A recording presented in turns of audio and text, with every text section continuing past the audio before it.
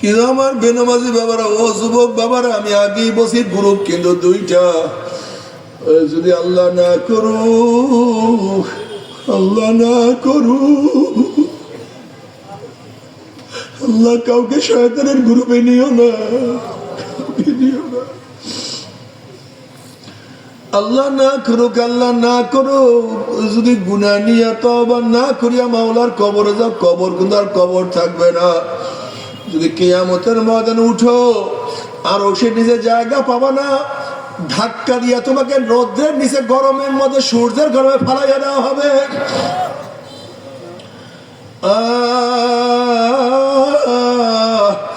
কি যে কষ্ট!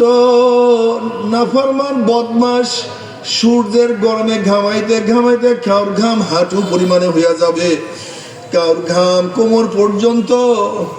কেউ তো ঘামের মধ্যে শুধু সাঁতরাইতে থাকবে, কুল নাই, কিনারা নাই। আল্লাহ তুমি মাফ করিয়া দাও। হাজার হাজার বছর সাঁতরাইতে থাকবে না, কুল নাই, কোনো কিনারা নাই।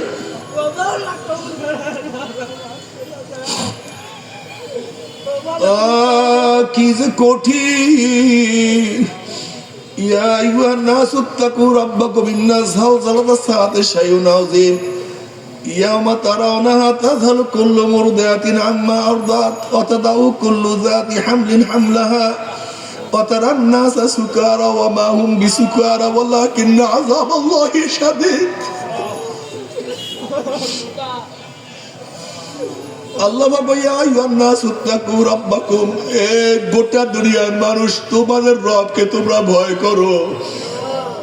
নিশ্চয়ই কিয়ামতের ঝালঝালা খুবই কঠিন। কিয়ামতের অবস্থা এরকম হবে, যখন ঝালঝালা পয়দা হয়ে যাবে, কিয়ামত শুরু হয়ে যাবে, তখন দুগ্ধপায়ী মা তার সন্তানকে দুধ পান করানো ভুলিয়া যাবে। বাচ্চার কথা মনে নাই। যারা গর্ভবতী মহিলা, ভয়ের চলে তাদের গর্ভপাত হয়ে যাবে, কোনো হুঁশ থাকবে না। মনে হয় মানুষগুলি ভয় এমন অবস্থা অস্থির হয়ে যাবে, মনে হয় নেশাগ্রস্ত। কিন্তু আল্লাহ বলেন না, ওরা কোনো মদ পান করে নাই, ওরা কোনো নেশাগ্রস্ত হয় নাই, বরং কি আমাদের আযাব এত মারাত্মক, কোনো মানুষের হুঁশ থাকবে না। আল্লাহ পাক কালামে পাকের মধ্যে ফরমায়, যখন মিকাইল আলাইহিস সালাত সিংহের মধ্যে ফুঁক মারবে, তখন মাখলুকাতের মধ্যে এমন অস্থির সৃষ্টি হয়ে যাবে, জঙ্গল থেকে হিংস্র প্রাণীগুলি মানুষের মধ্যে চলে আসবে। মানুষের কাছে বাঘ দাঁড়ানো থাকবে, কিন্তু মানুষের হুঁশ নেই আমার পাশে বাঘ, আবার বাঘের হুঁশ নেই আমার পাশে মানুষ। মানুষ সাপের উপরে থাকবে, কিন্তু হুঁশ নেই আমি সাপের উপরে পাড়া দিছি। আবার বিষাক্ত সাপের হুঁশ নাই যে আমার উপরে মানুষ। ওয়াইজাল হুশিরাত, যখন বন্য জানোয়ারগুলি মানুষের সাথে একত্রিত হয়ে যাবে, আল্লাহ মাফ করিয়া দাও।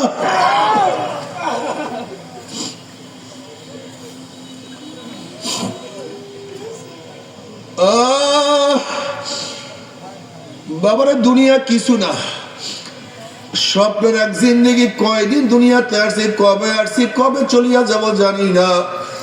কিন্তু খবরদার, মাওলাকে না নিয়া, মাওলাকে রাজি খুশি না করিয়া কেউ মাওলার কবরে যাইও না।